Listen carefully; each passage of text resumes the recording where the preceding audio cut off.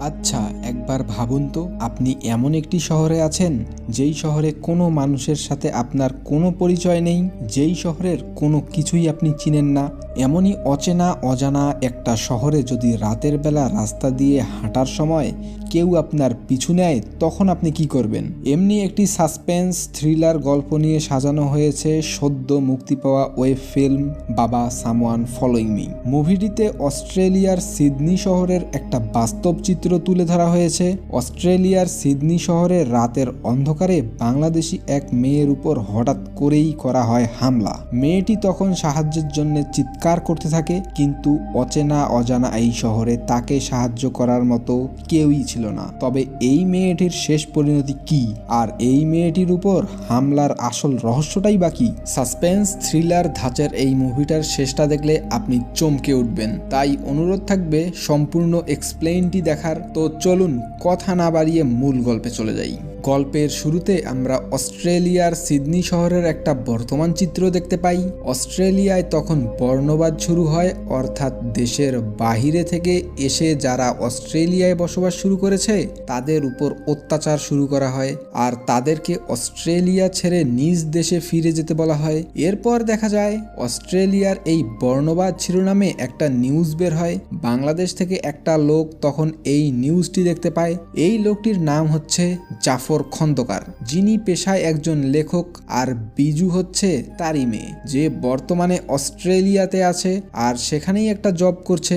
অস্ট্রেলিয়ার বর্ণবাদের নিউজটি দেখার পর সে তখন তার মেয়ে বিজুকে ফোন করে, কিন্তু বিজুকে তখন ফোনে পায় না সে। তাই সে ঘুমানোর জন্য তার রুমে চলে আসে। সে যখন লাইট অফ করে ঘুমাতে যাবে, ঠিক ওই সময় তার মেয়ে বিজুর ফোন আসে। সে যখন ফোন রিসিভ করে তখন তার মেয়ে বলে, বাবা তুমি আমার ফোন কাটবা না, কেউ একজন আমাকে ফলো করতেছে। তখন বিজুর বাবা ভয় পেয়ে যায় আর বলে, কি বলছো তুমি এসব?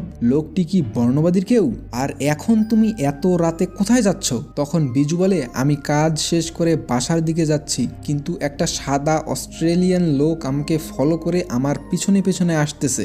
বিজু আর তার বাবার কনভারসেশনের মাধ্যমে আমরা জানতে পারি বিজু রবিন নামে একটা ছেলের সাথে রিলেশনে ছিল, আর ওই ছেলেকেই বিজু বিয়ে করতে চেয়েছিল। কিন্তু বিজুর বাবার দাবি রবিনের পুরো ফ্যামিলি হচ্ছে ড্রাগ ডিলার, যার কারণে বিজুর বাবা বিজু আর রবিনের সম্পর্ক মেনে নেয়নি। আর এর পরেই মূলত বিজু অস্ট্রেলিয়াতে চলে আসে। যাই হোক, বিজু যখন তার বাবার সাথে কথা বলছিল তখনও সেই লোকটি বিজুর পেছনে পেছনে আসতে থাকে আর বিজুকে বলে, এই যে কালো মেয়ে, তুমি কোথায় যাচ্ছ?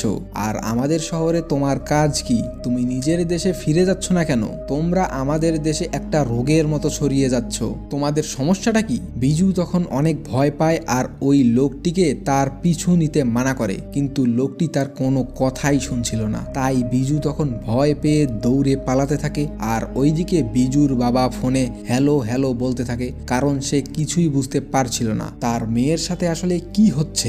এদিকে বিজু দৌড়াতে থাকে আর তার পেছনে সেই লোকটিও আসতে থাকে। বিজু তখন দৌড়ে এসে একটা বিল্ডিং এ লুকিয়ে পড়ে। সে তখন অনেক ভয় পেয়ে যায় আর কাঁদতে কাঁদতে তার বাবাকে বলে, বাবা লোকটা আমার উপর অ্যাটাক করছে, আমি একটা বিল্ডিং এ লুকিয়ে আছি, আমি এখন কি করব কিছুই বুঝতে পারছি না। তার এসব কথা শুনে তার বাবাও খুব ভয় পেয়ে যায়, কিন্তু তার কিছুই করার থাকে না। আর এদিকে লোকটা একটা বন্দুক বের করে বিজুকে খুঁজতে থাকে। এরপর বিজুর বাবা বাসা থেকে বেরিয়ে দৌড়ে থানায় চলে যায় আর সেখানে গিয়ে ওসিকে সব ঘটনা খুলে বলে, কিন্তু ওসি তার কথা বিশ্বাস করতেই চায় না। তারপর বিজুর বাবা সেখানে থাকা সব পুলিশকে চুপ থাকতে বলে আর ফোনে বিজুকে বলে, তোমার আশেপাশে যদি ওই লোকটা এখনো থেকে থাকে তাহলে কথা বলার দরকার নেই, তুমি ফোনে একটি টোকা দাও। ওই লোকটা যেহেতু বিজুর আশেপাশেই ছিল, তাই বিজু তার বাবার কথা মতো তার ফোনে একটা টোকা দেয়।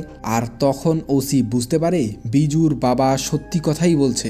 একটু পর তারা ফোনের মধ্যে ওই লোকটার গলার আওয়াজ শুনতে পায়। তারপর ওসি পুলিশ কনস্টেবলকে অস্ট্রেলিয়ায় সিডনির হেল্পলাইনে ফোন করতে বলে, কিন্তু তারা কোনোভাবেই সেখানে যোগাযোগ করতে পারে না। তখন ওসি বিজুকে বলে, আমরা বুঝতে পারছি আপনি খুব ভয়ে আছেন, কিন্তু বিশ্বাস করেন এই মুহূর্তে আপনাকে সর্বোচ্চ সহায়তা করতে পারবে হেল্পলাইন। তাই প্লিজ আপনি ফোনটা কেটে দিয়ে হেল্পলাইনে একটা ফোন করুন। আমি বা আপনার বাবা এখান থেকে আপনার জন্য কিছুই করতে পারবো না। আর এদিকে দেখা যায় সেই লোকটি বিজুকে খুঁজতে খুঁজতে এক পর্যায়ে বিজুকে ধরেই ফেলে আর তাকে মারধর করতে থাকে। বিজু তখন অনেক কান্না করতে থাকে আর বাবা বলে ডাকতে থাকে। তখন তার কান্নার শব্দ শুনতে পেয়ে তার বাবাও কাঁদতে থাকে। ওসি তখন অনেক ইমোশনাল হয়ে পড়ে আর তখন সে ওই লোকটাকে অনেক গালিগালাজ করে আর বিজুকে ছেড়ে দিতে বলে। লোকটি বিজুকে মারার জন্য একটি বন্দুক বের করে, তখন বিজু তাকে একটি ঘুষি মেরে দৌড়ে পালিয়ে যায়। আর বিজুর মোবাইলটা তখন সেখানেই পড়ে থাকে, কিন্তু বিজু বেশি দূর পালাতে পারে না। সেই লোকটি আবারও বিজুকে ধরে ফেলে আর তার মাথায় আঘাত করে তাকে অজ্ঞান করে ফেলে। আর এরপর সে বিজুকে নিয়ে চলে যায়। ওইদিকে ওসি বিজুর সাথে কথা বলার চেষ্টা করে, কিন্তু ফোনটা যেহেতু বিজুর কাছেই ছিল না, তাই সে বিজুর কোনো সারা শব্দ কিছুই পায় না। আর এজন্য সে ফোনটা কেটে দিতে চায়, কিন্তু বিজুর বাবা ওসিকে ফোনটা কাটতে মানা করে। এরপর বিজুর বাবা ফোনটা হাতে নিয়ে থানা থেকে তাড়াতাড়ি করে বেরিয়ে আসে আর রাস্তায় এসে একটা ট্যাক্সিতে করে মন্ত্রীর বাসার সামনে নামে। মন্ত্রীর বাসার সামনে দায়িত্বরত পুলিশদের সে বলে, আমার মেয়েটা অস্ট্রেলিয়ার সিডনিতে খুব বড় একটা বিপদে পড়েছে আর এটার সমাধান একমাত্র পররাষ্ট্রমন্ত্রীই করতে পারবে, প্লিজ আমাকে ভিতরে যেতে দিন। তখন পুলিশ জানায়, স্যার আজকে বাসায় নেই, আপনি এখান থেকে চলে যান। বিজুর বাবা যখন জোরাজুরি করছিল, তখন পাশে দাঁড়িয়ে থাকা লোকটা এসে তাকে বলে, শুধু শুধু কেন ঝামেলা করছেন, স্যার আজকে সত্যিই বাসায় নেই, আপনি এখান থেকে চলে যান। আর এই লোকটা হচ্ছে গোয়েন্দা সংস্থার লোক, তার নাম হচ্ছে খোরশেদ। বিজুর বাবা তখন তাদের কোনো কথাই শোনে না, তাই সে এক দৌড়ে মন্ত্রীর বাসার ভিতরে চলে যায়, কিন্তু গিয়ে দেখে সত্যিই মন্ত্রী আজকে বাসায় নেই। এরপর পুলিশ তাকে আটক করে আর থানায় নিয়ে আসে। থানায় আসলে বিজুর বাবার সাথে রবিনের দেখা হয়। এই রবিনের সাথেই বিজুর রিলেশন ছিল আর কি। তখন সে রবিনকে বলে, বাবা বিজুর খুব বিপদ, তুমি প্লিজ একটু বিজুর সাথে যোগাযোগ করো। রবিন কিছু বলার আগেই পুলিশ বিজুর বাবাকে নিয়ে থানার ভিতরে চলে যায়। এটা আবার তখন সেই গোয়েন্দা খোরশেদ দেখতে পায়, তাই সে রবিনের কাছে এসে জিজ্ঞেস করে, কে আপনি আর তার সাথে আপনার সম্পর্ক কি? রবিন তখন তার সাথে কথা বলতে চায় না। তারপর সে তার আইডি কার্ডটা বের করে রবিনকে দেখায় আর বলে, আমি গোয়েন্দা সংস্থার লোক। কি করেন আপনি? তখন রবিন বলে, আমি ব্যবসা করি।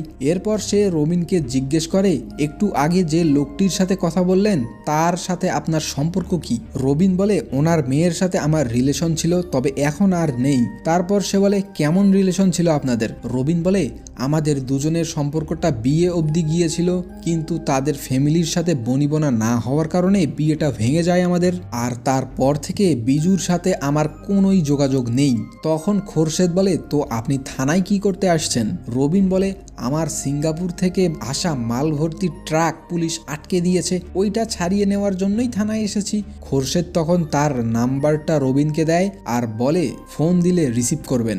এরপর পুলিশ বিজুর বাবাকে জিজ্ঞাসাবাদ শুরু করে। বিজুর বাবা যেহেতু একজন লেখক ছিল, তাই সে দুর্নীতি বিষয়ক নানা রকম লেখালেখি করত আর এগুলো তার ফেসবুকে পোস্টও করত। আর সেই পোস্টগুলোর দেখার পর পুলিশ তখন বিজুর বাবার উপর অনেক ক্ষেপে যায় আর বলে, আপনি তো সব পোস্ট করেন সরকারের বিরুদ্ধে, দেশে দুর্নীতি হলে আপনার কি, জনগণ কি আপনাকে দায়িত্ব দিছে নাকি? তারপর পুলিশ তাকে জিজ্ঞেস করে, আপনি মন্ত্রীর বাসায় গিয়েছিলেন কি উদ্দেশ্যে?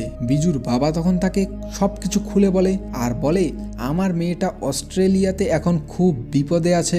বিজুর বাবার ফোনটা তখন খোরশেদের হাতে ছিল। এরপর পুলিশ খোরশেদের কাছ থেকে ফোনটা নেয় আর হ্যালো হ্যালো বলতে থাকে। কোনো সারা শব্দ না পেয়ে পুলিশ বলে, কেউ তো নাই এখানে। তারপর বিজুর বাবা বলে, অস্ট্রেলিয়াতে এখন বর্ণবাদী হামলা অনেক বেড়ে গিয়েছে, কিছুদিন আগেও বাংলাদেশ এবং ইন্ডিয়ার অনেক ছেলে আহত হয়েছে, আমার ধারণা আমার মেয়েটাও এরকম একটা বিপদে পড়েছে, প্লিজ আপনারা কিছু করুন। এরপর পুলিশ আবারও ফোনে হ্যালো হ্যালো বলতে থাকে, কিন্তু কোনো সারা শব্দ না পাওয়ায় সে তখন বিজুর বাবাকে বলে, নাটক শুরু করছেন, এটা বলে সে ফোনটা কেটে দেয়। ফোনটা কেটে দেওয়ায় বিজুর বাবা তখন অনেক কান্না করতে থাকে। ওই সময় খোরশেদের কাছে একটা ফোন আসে। ফোনে কথা বলে তারা জানতে পারে বিজুর বাবা এতক্ষণ যা বলেছে তার সবই সত্যি। এরপর তারা বিজুর বাবাকে কাঁদতে মানা করে। জিজ্ঞাসাবাদ শেষে যখন বিজুর বাবা রুম থেকে বেরিয়ে আসে, তখন সে রবিনকে দেখতে পায়। রবিন তখনও থানাতেই বসেছিল। বিজুর বাবা তখন রবিনের দিকে তাকিয়ে থাকে আর ওই সময় আমাদের একটি ফ্ল্যাশব্যাক দেখানো হয়। রবিন আর বিজু দুজন দুজনকে অনেক ভালোবাসত। একদিন বিজু রবিনকে তাদের বাসায় নিয়ে আসে আর তার বাবার সাথে রবিন রবিনের পরিচয় করিয়ে দেয়। ওই দিন বিজুর বাবা রবিনকে অনেক অপমান করে আর বলে, তুমি বিশিষ্ট ড্রাগ ডিলার আফজাল হোসেনের ছেলে না? তোমার বাবার নামে তো অনেকগুলো খুনের মামলা আছে। এই তো কিছুদিন আগেই তোমার বাবা অপোজিশন পার্টির একটা ছেলের হাত ড্রিল মেশিন দিয়ে ফুটো করে দিয়েছে। এটা শুনে রবিন বলে, আঙ্কেল এগুলো সবই অপোজিশন পার্টির চক্রান্ত, আমার বাবা এরকমটা করেনি, আর পলিটিক্যাল লিডারদের তো এরকম মামলা থেকেই থাকে। তারপর বিজুর বাবা বিজুকে বলে, আমি জেনে শুনে এরকম একটা ফ্যামিলির ছেলের সাথে তোর বিয়ে দিতে পারবো না। বিজু তখন তার বাবাকে অনেক বোঝানোর চেষ্টা করে আর বলে, বাবা আমি আর রবিন বিয়ের পর আলাদা হয়ে যাব, আমরা ওর ফ্যামিলির সাথে কোনোই যোগাযোগ রাখবো না। কিন্তু বিজুর বাবা কোনোভাবেই বিজু আর রবিনের বিয়েতে রাজি হচ্ছিল না। তখন বিজু তার বাবার উপর রেগে যায় আর রাগ করে রবিনকে নিয়ে বাসা থেকে বের হয়ে যায়। আর এরপরেই তারা পালিয়ে বিয়ে করার সিদ্ধান্ত নেয়। কাজী অফিসের সামনে একটা রেস্টুরেন্টে বসে যখন তারা খাবার খাচ্ছিল, তখন বিজুর কাছে তার বাবার একটা ফোন আসে, কিন্তু রবিন বিজুকে ফোনটা রিসিভ করতে মানা করে আর বলে, বিয়েটা হয়ে যাক, তারপর দেখবা সবকিছুই ঠিক হয়ে যাবে, আমার কাছে তুমিই সব, আমি তোমার জন্য সবকিছু ছেড়ে দিতে পারি, তুমি আমাকে বিশ্বাস করো না বিজু। ওই সময় বিজুর কাছে তার মতিন আঙ্কেলের একটা ফোন আসে আর বিজুকে জানায় তার বাবা হার্ট অ্যাটাক করেছে। এটা শোনার পর তারা কাজী অফিসে না গিয়ে বাসার দিকে রওনা দেয়। রবিন তখন বিজুকে বলে, আমার মনে হয় তোমার বাবা মিথ্যে বলছে, এ সবই শুধুই নাটক।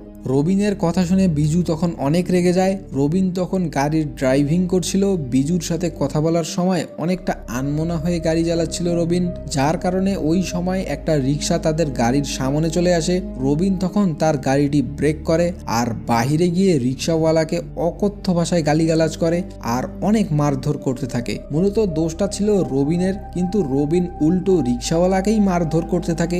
আর এটা দেখে বিজু অবাক হয়ে রবিনের দিকে তাকিয়ে থাকে। ওই দিন বিজু রবিনের আসল চেহারাটা দেখতে পায় আর ভাবতে থাকে তার বাবার কথাগুলোই সত্যি। যাই হোক, এরপর দেখা যায় বিজু তার বাবাকে হাসপাতাল থেকে বাসায় নিয়ে আসে। রাতের বেলা বিজু রবিনের বাবার জেল থেকে জামিন পাওয়ার একটি নিউজ দেখতে পায়। সেখানে রবিনের বাবা সাংবাদিকদের বলে, আমি কারো হাত ড্রিল মেশিন দিয়ে ফুটো করিনি, আমাকে মিথ্যা মামলায় ফাঁসানো হয়েছিল, তাই আমি জামিন পেয়ে গেছি। কাউকে ফাঁসানো কি খুব বেশি কঠিন কাজ নাকি? পকেটের মধ্যে 2টা ইয়াবার ট্যাবলেট ঢুকিয়ে দিয়ে পুলিশকে ধরিয়ে দিলেই হয়ে যাবে মাদক মামলা। আজকালকার দিনে কাউকে ফাঁসানো তো 1-2 ব্যাপার। বিজু তখন নিউজটিতে রবিনের বাবার পাশে রবিনকেও দেখতে পায়। নিউজটিতে রবিনের বাবার কথাগুলো শোনার পর বিজু বুঝতে পারে রবিনের ফ্যামিলি সম্পর্কে তার বাবার বলা প্রত্যেকটি কথাই সত্য।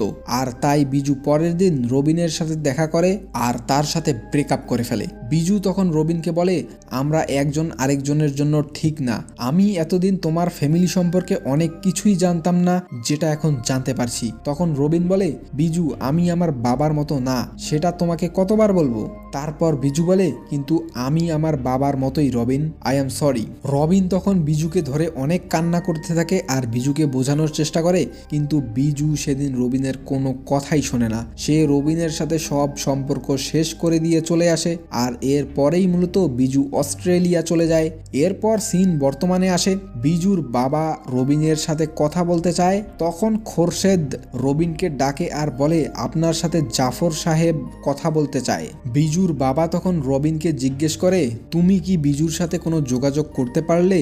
রবিন জানায় তার কাছে বিজুর কোনো নাম্বার নেই। তারপর খোরশেদ বিজুর বাবাকে বলে, বিষয়টা আমরা দেখছি, সিডনিতে আমাদের টিম যোগাযোগ করছে।